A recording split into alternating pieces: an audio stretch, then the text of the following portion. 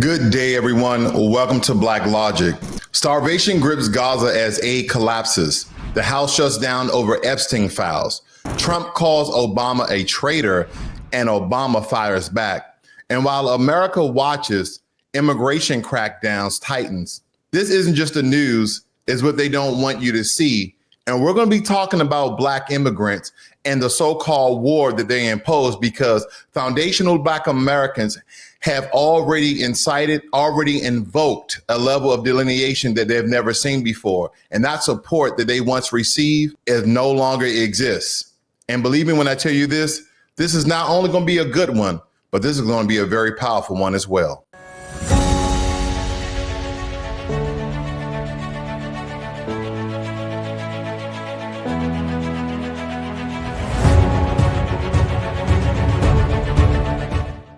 So more than 100 aid and human rights agencies, including the MSF, Oxfam, Mercy Corps, warned that Gaza is ravaged by mass starvation. At least 111 people have died, with 80 children among them, and over 1,000 killed while trying to access food. The blockade is causing a full-blown famine, and even aid workers are going hungry.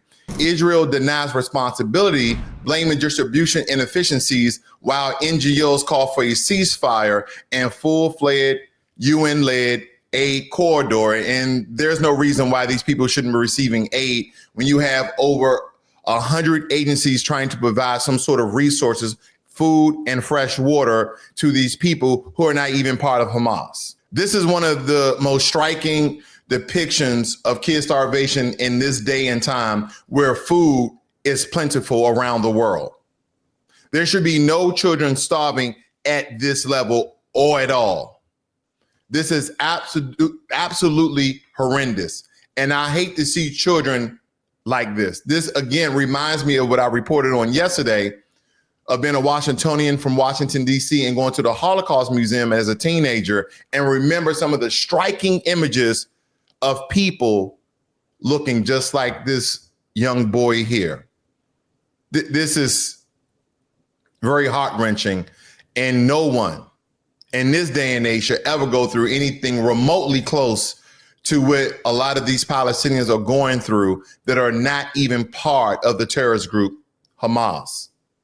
So again, as we look at these depictions and pictures of people starving, and we're talking about hundreds of people have already died. Now, the UN confirms that 1,000 Palestinians have been shot and killed trying to reach humanitarian aid since May, deepening Gaza's crisis. And this heightens international outcry and raises questions over Israel tactics and U.S. military support. Again, this is why a lot of people, even from the right, are coming out against the starvation and the lack of aid that has been given to the citizens and residents of Palestine and Gaza that are not part of Hamas, the terrorist group. Now, we understand that Israel have every right to defend themselves. Israel had to fight to retaliate because of the terrorist attack that occurred in October a year ago, or I think it's almost been 2 years, I believe, or maybe it was a year ago, rather. But nonetheless, the innocent people of Palestine are the ones who are being tormented more so than the terrorist group. And I get it. The terrorist group are hiding amongst the civilians and regular people of Hamas. But again, we have to separate the two. And they may be saying we're trying to weed out Hamas, where in some regards, there's always innocent casualties during war. There's always innocent casualties. But when it comes to starvation and famine, that's a direct attack on innocent people, because aid is not being allowed to reach that region. So who's really being hurt? Who's really being weeded out, so to speak? But more to cover as more information comes out. And as I stated before, more than 100 aid right groups call for action as hunger spreads in Gaza. This should not be overlooked. This should be fairly investigated, and the UN should do something.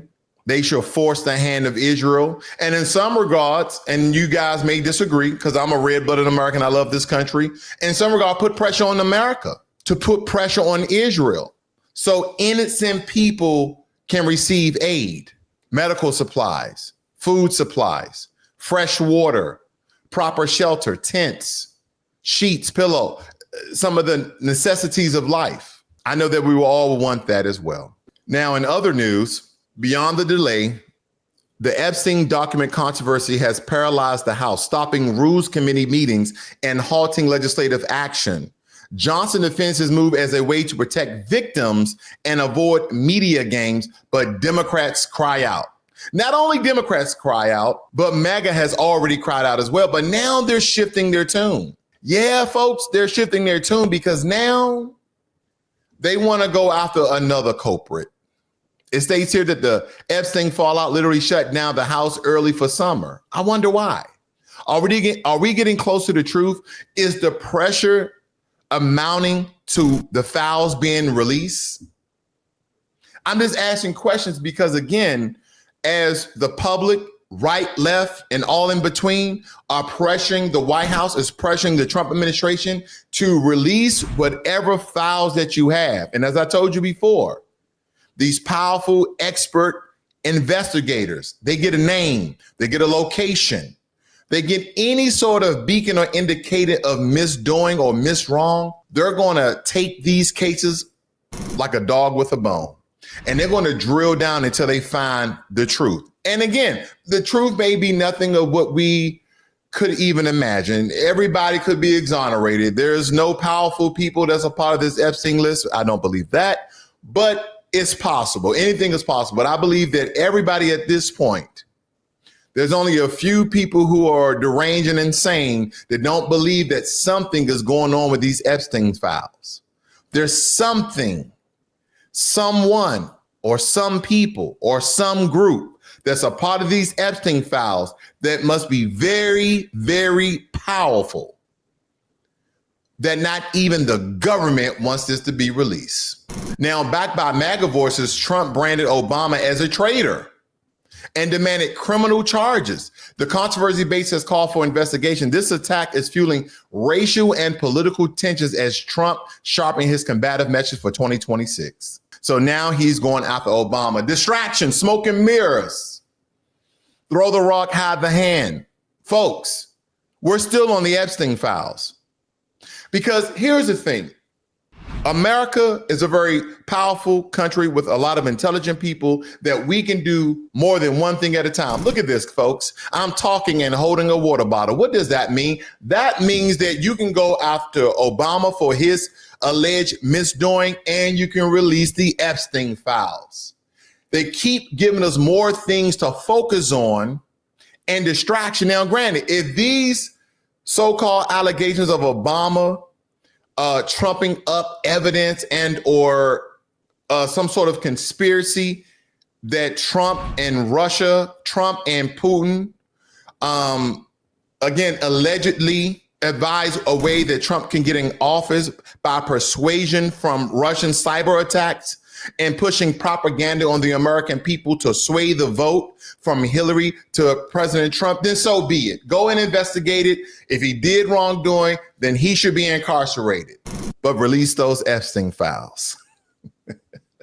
Release those Epstein file, folks. Don't let this get away from you guys. Because again, a lot of smoke and mirrors. This is what the American government has been doing for a very long time. Things that the American public want to be released, very nonpartisan, right? Conservatives, liberals, Democrats, Republicans, independents, the elephant party, the donkey party, whatever party you guys want to call it, the green party, the white party, the purple party, the black party. I don't care what party, but the American people wants it released. At this point, okay, what is it going to prove if these files are released? Because if there have been innocent women being the R word harmed, or sexually abused or harassed, whether it be men in the same regards, and whether it be children that have been harmed sexually or mentally or even physically behind these Epstein files, then the American public should know, and those people should be prosecuted. That is why. That is why we shouldn't have people, very powerful people, as we know, have had a lot of conspiracy, a lot of conspiracy theories behind it, and a lot of egregious things have behind it. whether they're in politics or they're powerful billionaires or business owners, they should all be prosecuted to the full extent of the law if within these Epstein files find them guilty of alleged crimes. That is why. Because no rock should go unturned. And that we should know, because again, this is one of the pillars. This is one of the political campaign that President Trump ran on, and the American people voted yes. These are the things that we want. We want the MLK files released, which they were. And we're going to cover that probably on this evening broadcast or even tomorrow about the MLK. I need to read these files first, folks. But we're going to go through that as well, because they were released. A certain amount of them were released. But the Epstein files have not been released. I believe that the MLK Jr. files were released as another distraction. You see, all these things are going on at the same time. But the one thing that the American people have been harping on, like vampires to blood, are the Epstein files, and we still haven't seen those files just yet. Pam Bondi stated that there's hundreds of hours of files that the FBI is going through, and Kash Patel stated that there's nothing that we want in those files. Well, let us make the decision on that. Now, responding directly, former President Barack Obama slammed Trump's outrageous treason accusations as bizarre and politically motivated. His rare rebuttal aims to guard institutional integrity and hold Trump accountable. What's your accounts? What's your counter argument, Obama? Did you do this? Are you guilty of these alleged crimes? Because again, a lot of these empty comments that these politicians make, and let's just read a little bit here, because Barack Obama has broken his silence on calls from President Donald Trump for him to be prosecuted by unequivocally rejecting his successor's accusations that he tried to engineer a coup following Trump's 2016 election victory by manufacturing evidence of Russian interference. Obama took office the unusual step of issuing an emphatic refutation of Trump told reporters that his predecessor had tried to lead a coup against him and was guilty of treason over intelligent assessments suggesting that Russia had intervened to help Trump defeat Hillary Clinton in the campaign. Now, out of respect for the office of the presidency, our office does not normally dignify the constant nonsense and misinformation flowing out of this White House with a response. But these claims are outrageous enough to merit one. These bizarre allegations are ridiculous and a weak attempt at distraction. Now, what's the distraction? The statement went on to criticize claims made in an 11-page document released last week by Tulsi Gabbard, the director of national intelligence, who said she was passing evidence of what she claimed was a treasonous conspiracy among Obama national security officials to the Justice Department, recommending their prosecution. Nothing in the document issued last week undercuts the widely accepted conclusion that Russia worked to influence the 26th presidential election, but did not successfully manipulate any votes, it said. Now, could this be possible? Because we do have reports that the likes of Steve Bannon and others were the fall guys for Trump that took on a lot of, again, the allegations that supposedly was on President Trump, but they stated or they alluded that they were the culprits. And then in turn, President Trump gave them a get out of jail free card because Steve Bannon is out and he's still very influential and he's still very rich. And again, I'm not looking at the guy's bank account, but what I'm saying is his status is still intact. So again, did Obama collude in a conspiracy of a coup to overtake President Trump so Hillary Clinton can be president, and by proxy, President Obama still being president? Or is Tulsi Gabbard and also General Flynn are colluding and creating evidence to propose as documents to say that President Obama did in fact collude with a coup to overthrow President Trump? I know that's a mouthful, ladies and gentlemen, but nonetheless, there's been so much going on in our government lately. You would think that we are second or third world country. Now, granted, there's always been levels of corruption in the American government, but the likes of this is unseen and like never before. And that is because a lot of things has been hidden from the American people. Now, granted, to President Trump, there has been more transparency, and the more transparency that we are witnessing, a lot of the transparency that we have seen, that we are looking at, is showing us that our government, no matter who's in charge, the liberals or the Republicans or the conservatives or the independents, is on shaky ground right now, folks. From the one big beautiful bill to the Epstein files, who knows what's truly going on? Now, with that being said, Trump has officially ramped up immigration enforcement with expanded border securities and broader ICE actions nationwide. And the policy shift is redefining the GOP's identity and fueling passionate debate, as if it should. And this is home because this goes right into my last segment, ladies and gentlemen.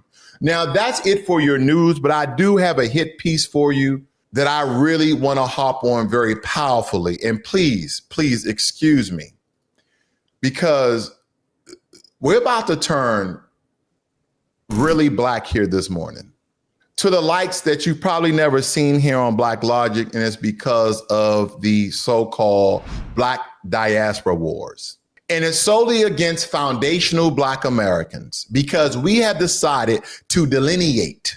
And that delineation has nothing to do with hate for our African and Caribbean and non-American Black immigrants. It has nothing to do with hate. It has everything to do with focusing on our goals, our struggle, our achievement, our success, our fight for reparations which are owed to us. And I know a lot of people who probably tune into this channel, you're not for reparations. That's okay.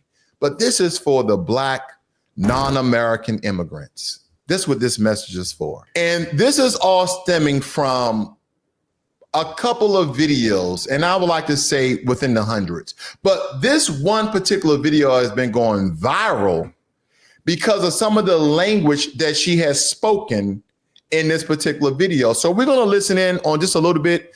And believe me, I have a response for this, as if a lot of people in this new Black media have responded in kind. And so will I. Listen in. Haiti and Africa. If this meet your consent, since the Black American want to go to war,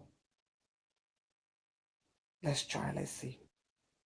All of us that call out one day from work, all of us across the United States, all immigrants call out from work.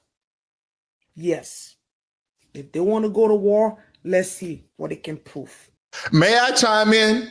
If all of you guys take out one day from work all across America, Black Americans are not going to be mad.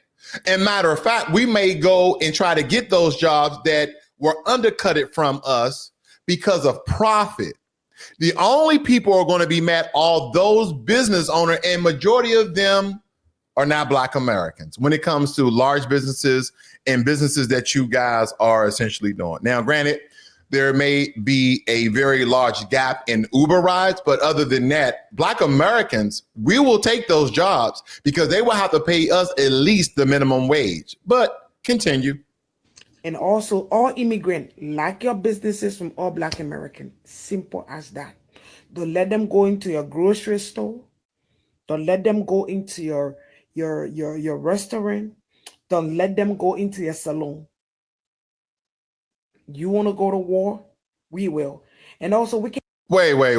Okay, we don't need to go into any African, Caribbean, Black grocery stores. If there are any, there's probably a couple, okay? But we don't need to go in there. We can go to Kroger.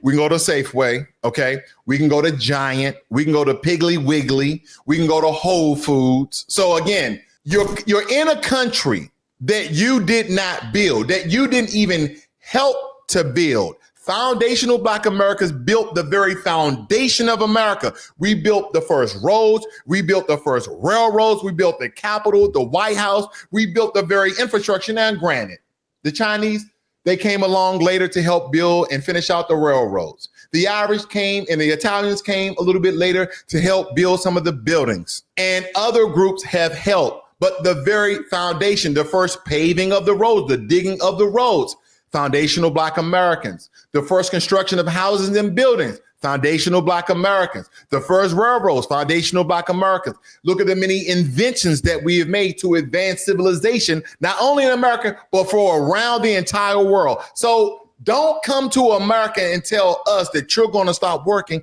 Then guess what? Go back home and build up your own country. Now, granted, when I went to Africa, very lovely people. Ghanaians, very loving and nice people. When I went to South Africa, very loving and kind people. When I went to Kenya, very loving and kind people. But now, granted, looking at the phenotype of this particular person, she seemed as though that she derives from Nigeria. I have nothing against Nigeria. I actually have Nigerian friends. This is not to all African immigrants or Caribbean immigrants or non-Black American immigrants. But these are for those tethers. These are for those people with white supremacy ideology that Black Americans, and especially our women, because again, let me give you the hard mark of this video right here. This is stemming from Black American women, foundational Black American women getting tired of being cheated and robbed and violence posed upon them for people who look like them, but not from this country, speaking down and disrespectful toward them and cheating them. And now Black American women are stating that on August 1st of this year, 2025, that they're going to boycott all African, all non-Black American hair salon businesses, people who do hair, not food, not other businesses, just hair, because of the way they've been treated. And granted, they should have been doing this long time before. They should have been doing this for Asian nail shops as well.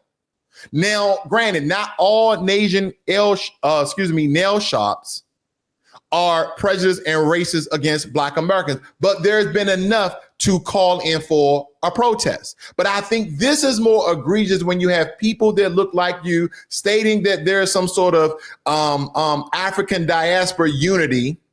Okay, there's some sort of Pan-Africanism connection, then turn up and look down at you as though you are less than, even though you're spending your hard working dollars with them.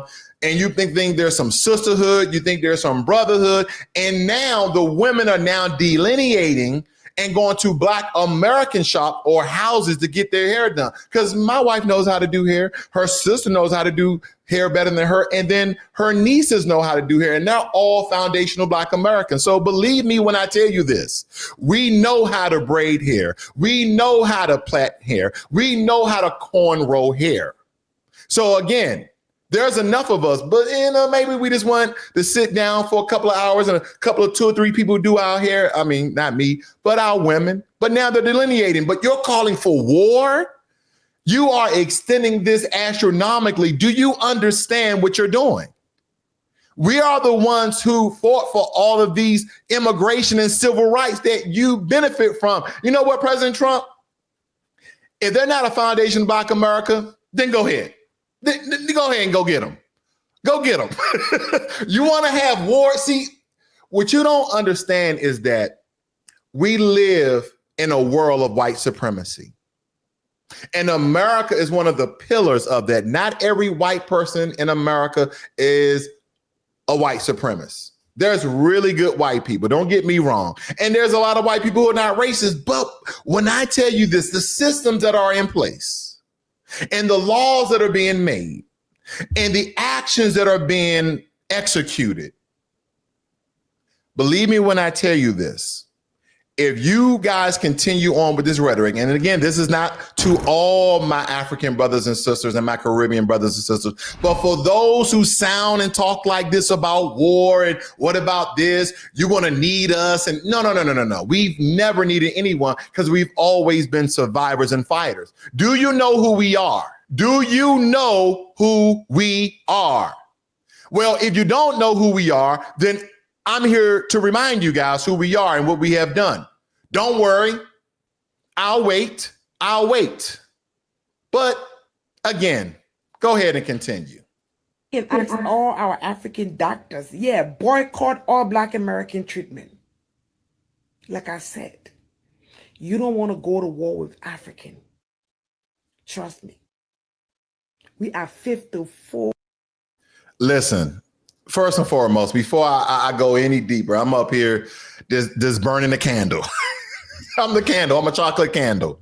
I'm just burning my own candle. Listen, we don't want to go war with anyone. The thing about this, we never spoke this way. You guys want to go to war because of delineation, because now we're not backing you up. Now we're calling out your cosplaying.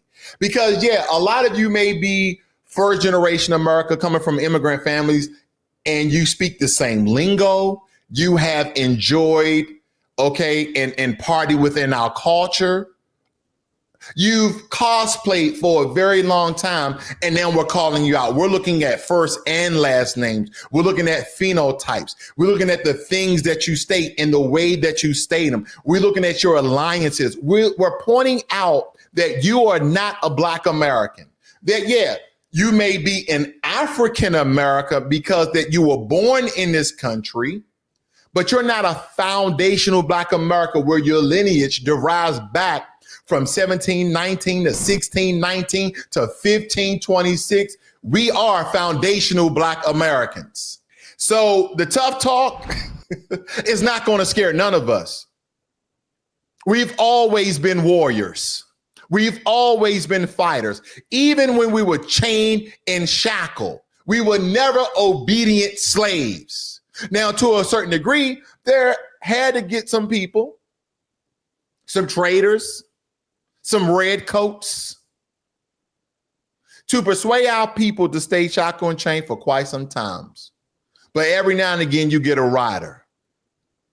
You get somebody who's not falling for the manipulation of staying on plantations and working for free and dying as we're being raped and killed, hung, burned, and dismembered and fighting against our own kin.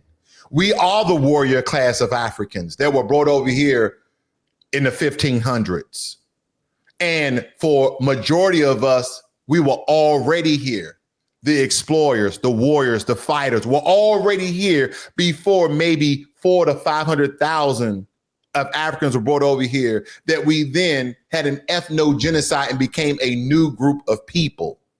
See, when we talk about the case of African American, foundational Black Americans, we don't associate ourselves with that term anymore. You guys can be African Americans. Elon Musk can be African American. Charlize Theron can be African American. We are foundational Black American. We are Americans. This is the flag that we represent. This is the flag that we rock. And when you don't understand this flag, we hit you with this flag. The Black heritage flag, the Black American heritage flag. And when you don't understand this flag, we hit you with this flag. And then when you get down to the nitty gritty and the down and the dirty, and you don't understand our power, you don't understand the Majar spirit, you don't understand our fight, we hit you with this flag. And we just keep hitting you and tell you who we are. And if you don't know who we are, this so-called war, that we didn't even call for, that we don't even want. But I will tell you this. If this is what you want, this is how you're going to go about it. Now, granted, she's the probably only one I've heard speaking like this. But I've heard people get very, very close to what she's stating. So again, the energy is there. And I know she does not speak for the entire African, Caribbean, non-Black American diaspora. I know she doesn't. But for those who she speaks for, this message is for you. Whole freaking country. The population of African in the United States is more than your Black American population. Just so you know. That's the reason why 64% of the Democratic vote is immigrant.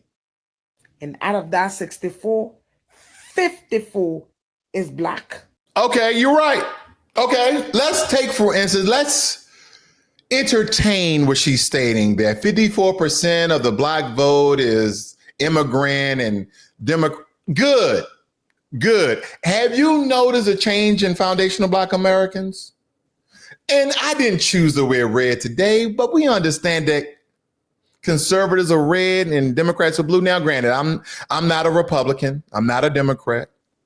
I'm just a foundational Black American speaking on truth and power.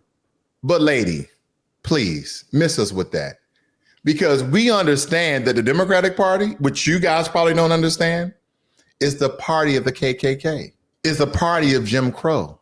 So you don't even understand the dynamics of America. You don't even understand the historical facts in the party you so-called represent, the white supremacists, that party that infused laws inside of America to subjugate Black Americans. What the hell are you talking about? Here's another thing. You know what? And instead of this so-called war, you know the one thing that she has not stated? You know, what if all us African and Caribbean immigrants, all us Black immigrants go back to our own country and rebuild our own countries because we have 50 some odd countries in Africa and build up our own country, become more powerful than the United States of America? Why haven't you said that? Why would you want to fight foundational Black Americans through protests, through, as you were stating, that you have all these people here? Why would you want a war against us in our country? Go back to your country and you don't have to war with anyone. Oh, well, your country and the fights and the struggles that you have made with the achievements have paved the way for me and my immigrant friends to come over here and benefit from your blood, sweat, and tears.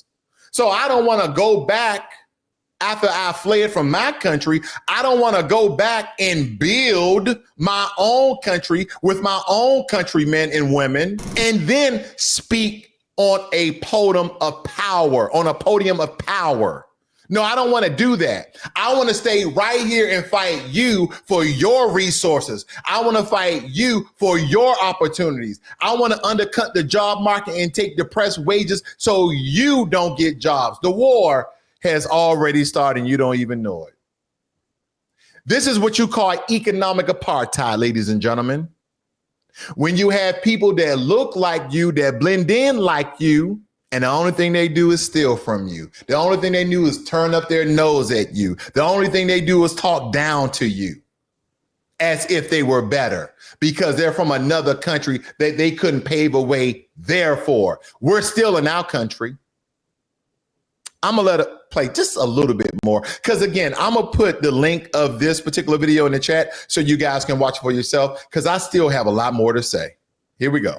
So Black America, you don't want to go to war with us. At this point, I don't care if you're a Democrat or if you're a Republican, because the stupid Black Republicans that are being controlled by the white tea brought this up. And it seems to me that what is she talking about? The Black stupid Republicans. I just interviewed Dr. Pamela Denise Long, who is a Black Republican, who is a very intelligent woman who wants rights and reparations for Black Americans. She's Republican. Is she stupid too? Is she listen to white tea? If all of us go back to our country, huh? If we, you know what? Let's do it. Let's just go right into this because I think it's very important. And you know what? Let me change my tune because let me be crystal clear. Pitting Black immigrants against Black Americans is not only unnecessary, it's profoundly destructive. It's a narrative that unravels the very fabric of our shared struggle and potential. Sound like a Pan-Africanist, do I not? That's Pan-African talk. Let me conjoin the two. Think of Black Maroons who centuries ago, ladies and gentlemen, who carved out free territories in the face of brutal enslavement. And if you fast forward to Nat Turner, who rose up in 1831 against very unimaginable injustice, even at the cost of his life, to assert Black humanity. And that's when Nat Turner just went on a rampage from plantation to plantation, killing folk. Then there's the Black Panther Party and the Black Liberation Party. fighting systematic violence, establishing free health clinics, breakfast club, legal aid, all within the boundaries of nonviolent resistance. These are not footnotes in history. They define us, a so-called war between us, the foundation of our country. That's the enemy's hope, sister. Divide and conquer. It's betrayal of every battle our ancestors bled for. You have to understand that foundational Black Americans, we built this land. We built this land.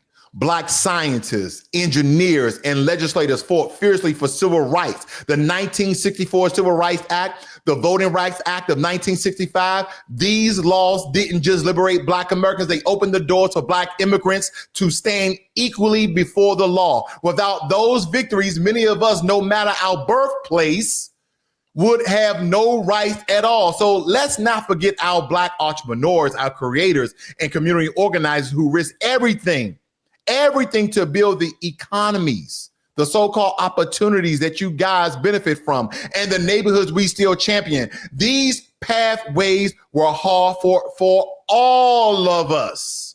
You're gonna stop working for one day? That's the argument? Oh, really? Okay, as I said, I want to conjoin the two. Yeah. I want to conjoin the two. So I want to change my tune, ladies and gentlemen, because I think it warrants this. Because that little segment, was it a minute? I really wanted to drive home that unity. But since you're on some war type shit, let's get this straight. We are not the same. We are foundational Black Americans. Have you heard me? We are foundational Black Americans, descendants of American chattel slavery, built this country from the blood-soaked soil up. Our ancestors fought through chains, plantation, lynch mobs, Jim Crow, and COINTELPRO. And through it all, we didn't just survive, we pioneered. From the Black Maroons who escaped waged guerrilla warfare, to Nat Turner, who led revolts in the face of certain death, to the Black Panther Party and Black Liberation Army, who fed our people and fought militarized policing. We are a people born of resistance. We are a people born with a fight. We are a people born with a warrior spirit that flows in our DNA.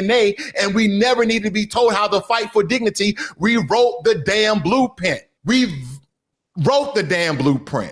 Martin Luther King didn't just march and bled so immigrants could come here and turn around and call us lazy and call us Akatas and call us Urias. Rosa Parks didn't sit on the bus so y'all could hop off the plane and start talking sideways to us.